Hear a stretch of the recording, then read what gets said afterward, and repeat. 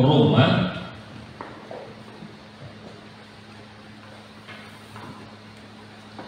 kitab Roma pasal 1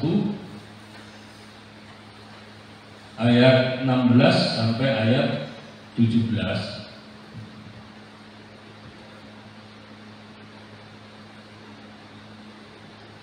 Roma pasal 1 ayat 16 sampai 17. Ya, baik, kita akan baca bersama-sama firman Tuhan ini. 1, 2, 3. Sebab aku mempunyai keyakinan yang kokoh dalam Injil, karena Injil adalah kekuatan Allah yang menyelamatkan setiap orang yang percaya, pertama-tama orang Yahudi, tetapi juga orang Yunani. Sebab di dalamnya nyata kebenaran Allah yang bertolak dari iman dan memimpin kepada iman, seperti ada tertulis, orang benar akan hidup oleh iman. Berbahagialah orang yang mendengarkan firman Tuhan dan melakukannya. Saudaraku sekalian, dalam kitab Roma ini adalah salah satu kitab yang sangat dalam penguraiannya firman Tuhan, dan firman Tuhan ini kira-kira ditulis 57 tahun setelah Tuhan Yesus naik ke surga. Jadi masih sangat dekat waktunya dibandingkan kitab-kitab yang lain yang ditulis oleh manusia yang hari-hari ini tenar. Dan firman Tuhan ini juga menjelaskan dengan terperinci dalam kitab Roma ini karena menyatakan kebenaran Allah, kebenaran firman Tuhan, dan kebenaran orang yang beriman kepada Tuhan, supaya mereka boleh betul-betul melakukan firman Tuhan sampai pada akhir hidup mereka. Nah, saudaraku sekalian, dalam firman Tuhan ini begitu nyata kesaksian dari Rasul Paulus ini. Rasul Paulus itu tidak memposisikan dia sebagai rasul atau memposisikan dia sebagai orang yang pintar atau orang yang terkenal, tapi dia memposisikan dirinya sebagai hamba Kristus. Dan saudaraku, ini hamba itu adalah zaman dahulu adalah tidak memiliki hak dalam kehidupannya sehari-hari. Kalau menikah juga nggak ada yang mengurus, dan kalau toh mati juga tidak ada yang mengusut matinya itu karena apa, pokoknya terserah. Karena orang Buddha itu tidak bisa melakukan apa-apa. Toh kalau melakukan kegiatan itu dianggap angin lalu karena dia tidak memiliki hak. Tapi Paulus itu dia mengambil gelarnya itu hamba Kristus karena satu kehormatan. Yesus Kristus itu adalah majikannya. Yesus Kristus itu adalah Tuhannya yang begitu istimewa sehingga dia mengambil posisi itu sebagai hamba Kristus. Nah, saudaraku, sebagai hamba Kristus itu dia jelas dia tidak menyampaikan firman itu oleh karena kemampuannya, kepintarannya, tapi karena memang apa yang dituliskan itu adalah berasal dari Yesus Kristus yang diilhamkan oleh Roh Kudus, dan Roh Kudus itulah yang membawa penerangan bagi kita. Hari-hari ini banyak orang yang menghina Rasul Paulus sebagai rasul yang palsu. Nah, kalau ini sebenarnya sudah penghinaan terhadap agama orang lain. Karena bagi orang Kristen itu Rasul Paulus itu adalah rasul yang terbesar. Dia diberikan ilham oleh Roh Kudus untuk menulis 13 kitab dalam Perjanjian Baru, dan itu bukan rasul ecek-ecek. Dia orang yang sangat jenius yang dipakai oleh Tuhan, dan dia tokoh Sanhedrin dari bangsa Israel yang dipakai oleh Tuhan untuk menyalurkan berkatnya bagi seluruh umat manusia. Jadi dia sudah tahan uji, dan dia teruji benar karena dia adalah seorang rasul yang besar dan rasul yang hebat, yang tidak seperti rasul-rasul yang lainnya menulis buku aja nggak pernah. Tapi saudara, Rasul Paulus ini luar biasa, dan firman Tuhan ini menjelaskan bagi kita bahwa imannya yang begitu luar biasa itu dinyatakan kepada semua orang dengan beraninya, dengan tulus hatinya. Dan ini juga merupakan cermin bagi kita. Bagi kita juga seharusnya keyakinan kita itu kokoh di dalam Tuhan, dan kita tidak perlu malu mengakui kalau kita ini adalah orang Kristen, dan kita tidak perlu malu untuk mengakui, karena apa, janji Tuhan itu yang luar biasa diberikan kepada kita. Dia katakan, sebab aku mempunyai keyakinan yang kokoh dalam ini, kokoh, kuat. Dan ini adalah keyakinan Rasul Paulus. Karena apa? Firman Tuhan jelas mengatakan, karena Injil itu kekuatan Allah yang menyelamatkan seluruh umat manusia. Kekuatan Allah. Artinya apa? Kalau tidak ada Injil, berarti tidak ada manusia yang bisa diselamatkan. Dari setiap ujian apa saja, itu akan lebih banyak atau lebih sedikit yang lolos. Kita lihat ujian apa saja, itu yang mengikuti itu lebih banyak daripada yang lulus. Apalagi kalau tulisan gitu, dibuka lowongan kerja.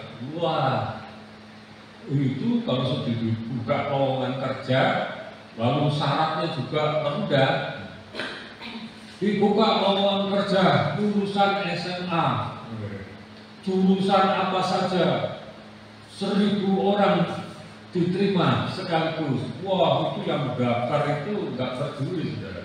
Yang S1 pun itu akan turun. Wah, berjuang. Ya, yang S2 pun daripada nganggur, nah lebih baik daftar juga. Ya, sehingga seharusnya yang SMA itu saja sudah banyak yang mendaftar untuk ikut ujian, ditambah yang S1, ditambah S2, ditambah oleh tahun-tahun berikutnya, jadi begitu banyaknya. Tapi dari ribuan orang yang mendaftar itu, berapa orang yang diterima? Sama, sesuai target, 1000 orang. Tidak peduli 5.000 orang yang mendaftar, 10.000 yang mendaftar, tapi yang diterima cuma 1000 orang. Karena 1000 orang itulah yang dipenuhi atau terpenuhi syarat-syaratnya dan terpenuhi dengan target yang harus itu. Begitu juga dengan keadaan kita. Berapa orang di dunia ini yang percaya kepada Injil Yesus yang disebutkan oleh Rasul Paulus bahwa dia itu imannya teguh, dan oleh karena Injil itu adalah merupakan kekuatan Allah yang menyelamatkan manusia. Tapi berapa manusia di dunia ini yang menerima Yesus sebagai juru selamat? Tidak jadi soal, saudaraku. Berapa banyaknya? Yang terpenting saudara dan saya ini telah mengikuti Yesus sesuai dengan firman Tuhan ini, bahwa manusia itu harus menyelamatkan dirinya, dan tidak ada satupun yang bisa menyelamatkan kecuali Yesus Kristus. Kira-kira saudara termasuk orang yang lulus atau orang yang ditolak? Orang yang lulus, karena mau menerima Injil Tuhan yang merupakan kekuatan dari Allah. Hal ini sungguh luar biasa. Yang disebutkan dalam ayat yang 17 tadi, itu oleh karena apa? Karena iman, dan iman itu oleh karena mendengarkan firman Tuhan. Mendengarkan firman Tuhan itu ada orang yang memberitakan firman Tuhan. Dan orang yang memberitakan firman Tuhan dahulu adalah telah mendengarkan firman Tuhan yang ditaburkan sehingga dia percaya akan kebenaran itu. Dan ini firman Tuhan mengatakan, sebab di dalamnya nyata kebenaran Allah. Dalam firman Tuhan ini nyata kebenarannya yang bertolak dari iman. Saudara, tidak mungkin kita mengikuti Yesus sampai puluhan tahun sampai hari ini. Ya, kita itu bergantung atas apa? Uang. Karena ada yang isu mengatakan, iyalah rajin ke gereja, karena gereja itu kan kalau pulang dikasih uang. Iya, rajin ke gereja, kalau ke gereja itu pasti dikasih sembako. Ya puji Tuhan, kalau ada gereja yang mampu kasih sembako jemaatnya, gitu kan. Tapi kalau di tempat kita kan pulang tidak bawa sembako, tapi membawa iman yang ditaburkan di dalam ibadah seperti hari ini. Saudaraku, ini yang dikatakan yang bertolak dari iman. Berarti saudara datang ke gereja bukan karena sembako, kan? Bukan karena pemberian dari gereja, tapi karena iman. Itu karena iman.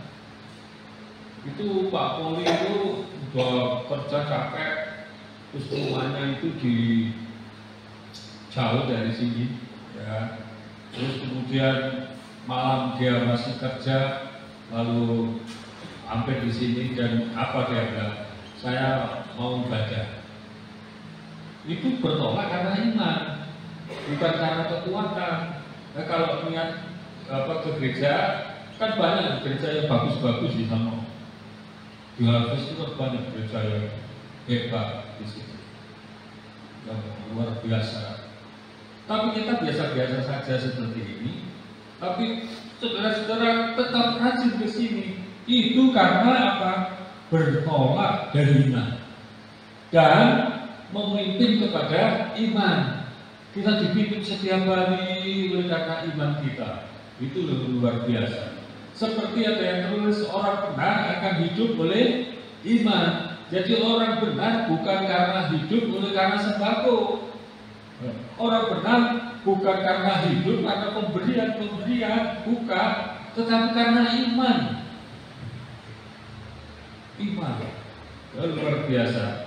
Jadi saya pengalaman saya waktu habis menikah itu dengan istri saya satu-satunya sampai hari ini. Gak ada yang lain, cabang juga gak ada. Itu apalagi istilah zaman sekarang gebetan, gak ada.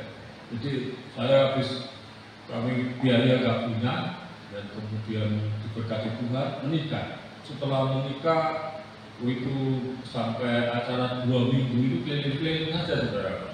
Keluarga besarnya istri saya itu banyak banget di Salatiga. 2 minggu keliling, jadi ke sana bernenek, kelompok nenek, ya, terus kemudian terima kasih sudah merestui kami dan permisi, cucunya saya bawa, pindah lagi ke bude juga banyak, ke bibi-bibi juga banyak. Jadi seperti itu, kunjung ke sono, terima kasih sudah hadir dalam pernikahan kami akan membawa ininya, apa ponakannya, enggak. Begitu saya bawa sampai pelayanan, sudah belum apa-apa pelayanan itu. Jadi begitu sampai di Malang, sampai tiba di Malang, uang tinggal berapa? 10.000, bukan 10 juta. Habis nikah 10 juta enak banget, 10 juta. Wah, kita punya modal ya untuk usaha 10.000 dah. Begitu sampai gereja, lalu punya uang berapa? Nggak ada. Berapa? 10.000. Kira seharusnya punya uang 10 juta, tapi hanya terjadi 10.000. Dimulai dari iman 10.000. Waduh, terus gimana kita sehari makan berdua aja nggak cukup? Kita berdoa betul Tuhan tolonglah. Karena kami baru membentuk keluarga yang tidak punya modal, yang tidak punya apa-apa, dan langsung pelayanan itu pun perintisan. Tuhan berkati 10.000 ini. Dan luar biasanya dari situ. Apakah jemaat itu nggak bisa dihidup? Bisa, saudara. Banyak jemaat kita yang di Malang itu punya warung nasi. Saya jual nasi goreng, nasi kuning, buka warung kopi. Saya bisa datang ke situ, kan gitu. Ini saya pendeta muda, tolong dong kirim. Saya nggak mau. Dan itu saya hanya berdoa, Tuhan tolong berkati kami supaya kami bisa hidup terus mengandalkan. Jadi Tuhan mau memberkati oleh karena kita beriman kepada Tuhan. Dan dari iman itu sudah terus berkembang. Aneh, kadang-kadang kami dikirim piring oleh Tuhan. Piringnya itu satu set, bagus sekali keramik.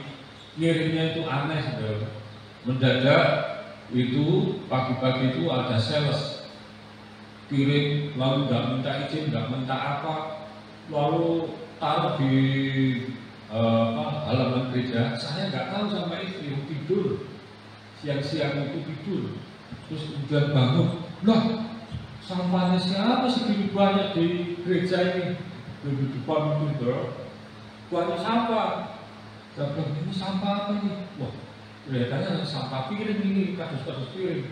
Ya udah, akhirnya saya dengan sambil ngomel ya kan, karena tidak tahu siapa yang naruh sampah ini, siapa yang ini. Ya udahlah, saya bersih. Rupanya ada orang jualan piring itu di kampung itu disebarkan keliling, mulai dari tempat titiknya di depan gereja. Dan akhirnya saya buang kumpulin itu kardus itu, tidak membayangkan kalau kardus itu bisa dijual. Nggak ada pikiran kayak begitu. Dulu kita lama-lama kok yang ini ringan, kok yang ini kok berat, diberikan kardusnya itu gitu. Kok berat? Terus saya bongkar lagi, ada apa nih? Ternyata 1,5 dusin itu piring tertinggal. Si bisa bilang, mau kemana ini? Ya kan, nggak ada orang yang itu, ya nggak ada. Siapa lagi? Nah, sudahlah, saya anggap ini berkat saya oleh karena saya membersihkan sampahnya, ya kan? Udahlah, kita bersihin, kita masukkan ini, kita ikat sambil kita tunggu. Itu piring 1,5 lusin itu saya tunggu di gereja itu.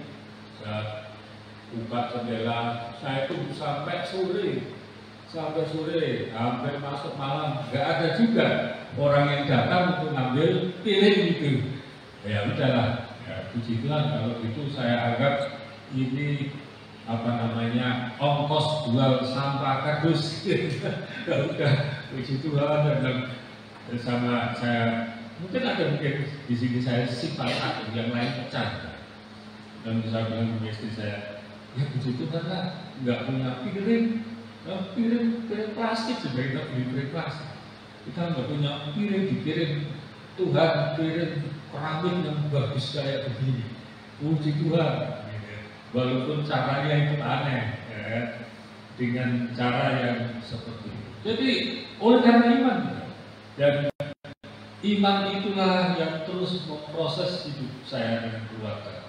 Gak punya gambaran apa-apa dalam hidup ini, yang penting pelayanan aja. Pokoknya pelayanan aja.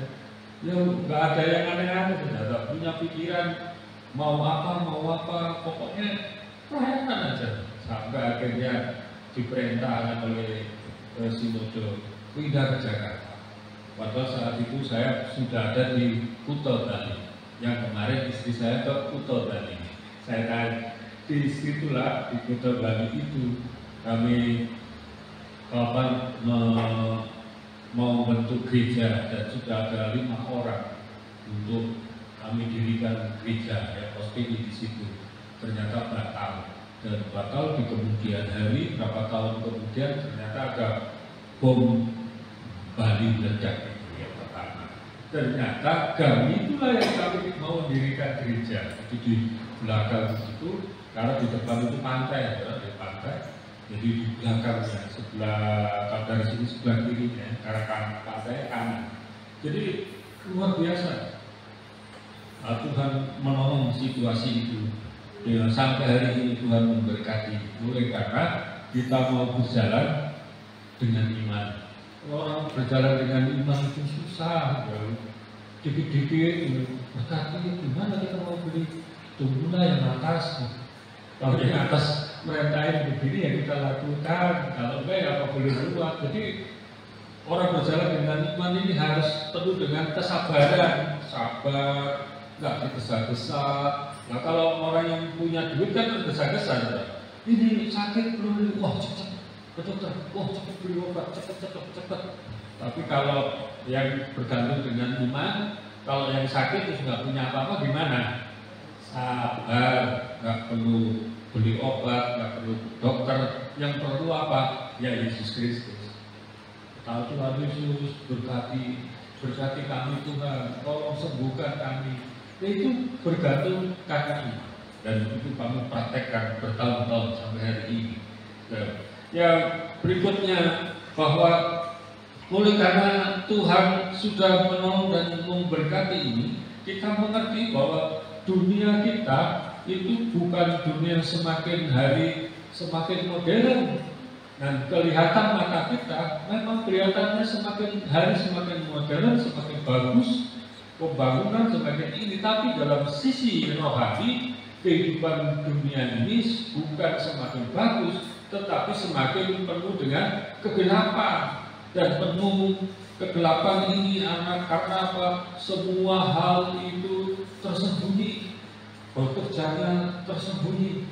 Dan kita nggak tahu sekitar kita. Ternyata kalau kita melihat contoh yang itu setiap hari itu TNI kita itu ada yang namanya pasukan cyber itu sudah berkali-kali nahan serangan dari negara lain, ya, dari negara lain untuk merusak sistem komputer perbankan dan macam-macam. Dan yang kalau sipilnya dibilang hacker. Dan hacker ini merusak cara bekerja dan kita juga kejahatan ini lebih canggih. Kalau kejahatan copet, itu kan tradisional, walaupun sudah banyak teori untuk mencegahnya, kadang-kadang juga masih kena copet, gitu ya. Tapi itu sudah kelihatan mata. Tapi kalau yang nipu yang melalui sistem komputer, wah itu tidak dapat diketahui. Dulu kita aman saja punya HP, tapi sekarang di HP kita tidak aman. Sekarang banyak pencurian melalui HP. Itu luar biasa, saudara. Dan hati-hati kalau dikasih orang yang tidak kenal, tahu-tahu undangan pernikahan. Yang lebih canggih sekarang bukan hanya undangan pernikahan, tahu-tahu udah ada di HP kita. Siapa nih? Kenal juga enggak, tahu-tahu ngomong di tempat kita. Jangan buka dulu, biarin aja. Berhari-hari juga biarin. Saya berkali-kali mendapat itu, tahu-tahu muncul tuh siapa ini, saya nggak kenal, nggak usah tidur. Ya, karena hal-hal yang semacam itu sangat berbahaya zaman sekarang. Dan banyak orang yang tercuri gara-gara dihubungi melalui WA. Itu dana di bank itu bisa keambil. Itu karena dunia kita semakin gelap bukan semakin baik. Coba kita lihat ayat 18. Ya, kita baca bersama-sama ya, paling tidak sampai ayat 20 ya. Kita baca firman Tuhan ini.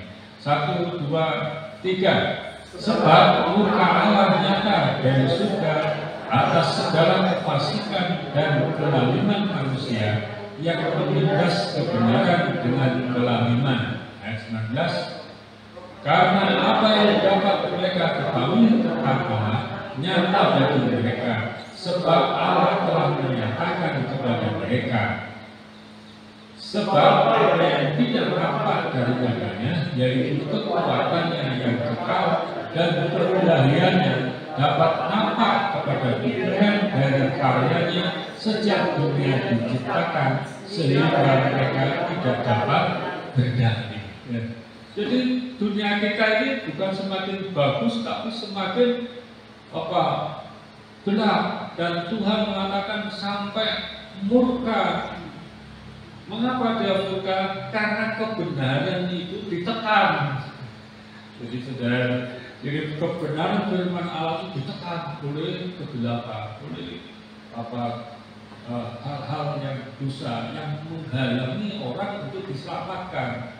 Oleh karena hal-hal ini, itu Allah menjadi murka kalau manusia itu jengkel sampai marah.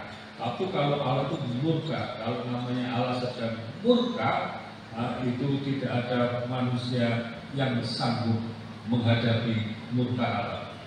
Ya, karena Allah itu sebutkan maha suci, sedangkan manusia itu maha berdosa. Jadi antara langit dan bumi. Dan dosa itu digambarkan itu akan seperti bensin, sedangkan murka Allah itu seperti api yang menyala-nyala. Oleh karena manusia itu seperti bensin, kalau mendekati api kemana? Ya, kalau mendekati api pastilah akan terbakar, dan terbakar selalu lenyap adanya, tidak ada bentuknya. Karena manusia itu adalah bensin, seperti kondisinya kalau kena api itu langsung hilang. Dan kita sebenarnya kondisinya manusia itu sangat riskan sekali. Tapi saudaraku, kita bersyukur kepada Tuhan karena saudara percaya kepada Kristus, dan Kristus itulah yang menyelamatkan kita dan menolong kita.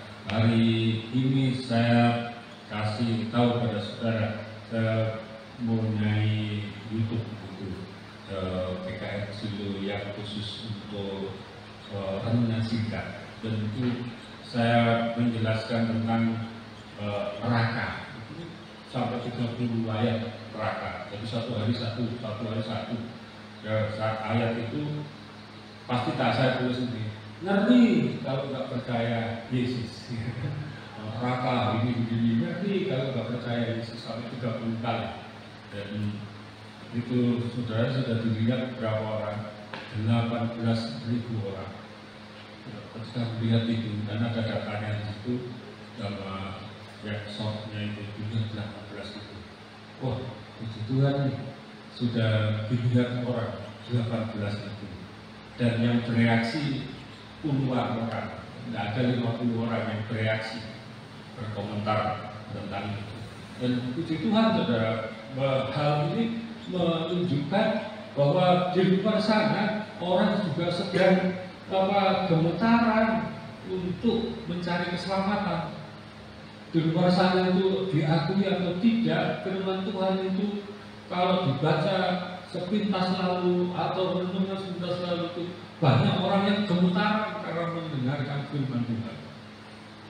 Diakui atau tidak, dengan 50 orang komentar itu, komentarnya itu sebenarnya ketakutan. Itu kan agama itu gak begitu. Ya. Jadi itu tanda mereka sebenarnya ketakutan juga. Nah, oleh sebab itu kita beruntung memiliki firman Tuhan, bahwa Tuhan itu memberikan pikiran kita supaya kita mengerti karya Tuhan yang setiap hari kita nikmati. Sejak dunia dijadikan, apa yang kita nikmati? Salah satunya itu matahari. Matahari sudah umum, semua sudah tahu, sejak lahir sudah tahu matahari. Tapi berapa orang yang mengerti bahwa matahari itu yang menciptakan adalah Yesus Kristus? Berapa kali orang yang mengucapkan syukur dengan matahari itu? Kalau kita tahu matahari setiap hari, seharusnya kita juga bersyukur. Terima kasih Tuhan. Makanya Tuhan Yesus mengatakan, akulah terang dunia. Itu karena Yesus itu sanggup menciptakan matahari. Karena dia sendiri mengatakan, akulah terang dunia.